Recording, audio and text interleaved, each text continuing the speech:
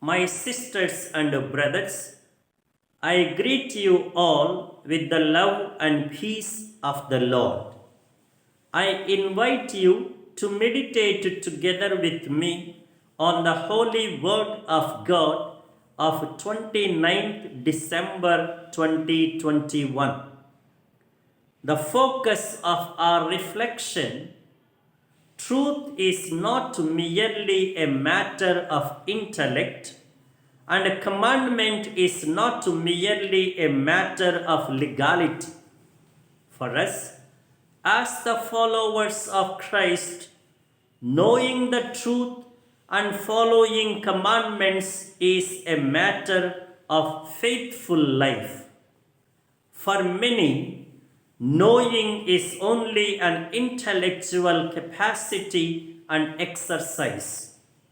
There is no guarantee that such knowledge affects and changes the life of a person. But for us, the disciples of Christ, knowing is believing and living, abiding in Him and following. That is why St. John in the first reading attests that the test for knowing God is to follow His commandments.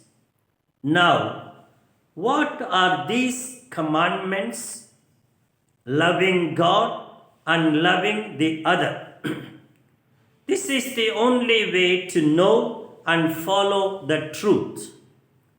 One who does not follow this double-pronged love is not in truth and is a liar.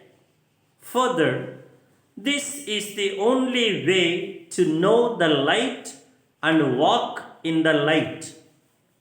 Jesus is the light, and one who does not know and believe and follow Him is not in the light.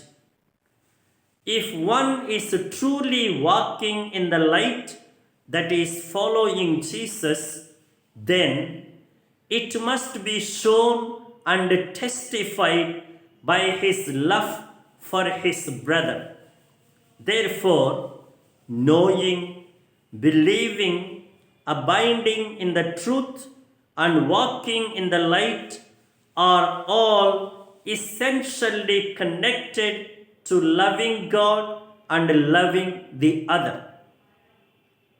The beauty of the Word of God is that concepts like truth and light are understood in terms of experience, relationship, loyalty, and commitment.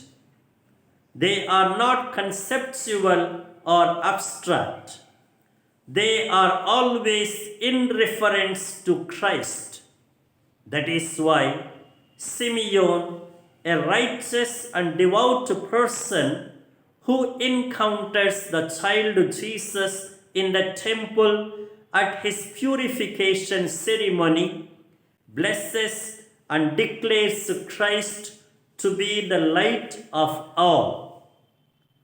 The purification and presentation of Jesus as per the Jewish custom is not merely a fulfilling of the custom, but much more a symbolic act. His presentation symbolizes his self-offering for humanity. His purification indicates the purification of the sin-infected humanity. This purification in terms of truth and light would mean to abide in truth and walk in the light. In other words, it means to be faithful to Christ and to love the other. Those who are with Christ and for Christ will certainly be pierced by a sword of sorrow like Mary. She became a sharer in the divine plan of salvation along with her Son. Therefore, she becomes also a partaker of his own struggle against falsity and darkness. And now, the direction and the directive for our life. Christ is both the truth and the light. He calls for a truthful and authentic life. He also gives us the light to see the path and walk it. Such a life in concrete implies a life of devotion and righteousness like Simeon, and a sword of suffering like Mary.